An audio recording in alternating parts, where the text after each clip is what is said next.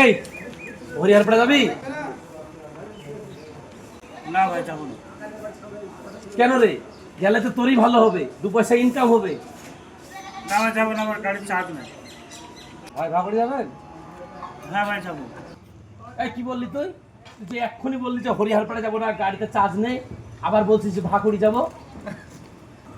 এ ভাই, এই গাড়িটা হচ্ছে আমার, আর আপনি প্রথমে এসে আমাকে কি বললেন যে কিরে হরিয়ারপাড়া যাবি, তাই বললেন। আর ওই ভাইটা দেখেন, ওই ভাইটা আমাকে চেনে না জানে না, এসে কত সুন্দর করে বলছে ভাই ভাকুড়ি যাবেন তো। তাহলে ওর মধ্যে আর আপনার মধ্যে কত তফাৎ দেখেন।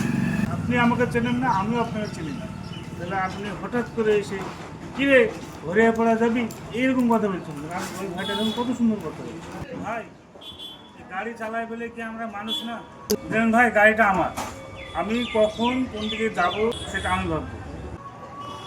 আপনি চেনা নাই জানা নাই একটা অপরিচিত মানুষকে এসে তুই তুকারি করে কথা বলছেন। তো ভাই মানুষের সঙ্গে একটু ভালো ব্যবহার করে। মানুষের ব্যবহারই হচ্ছে ব্যক্তিত্বের পরিচয়।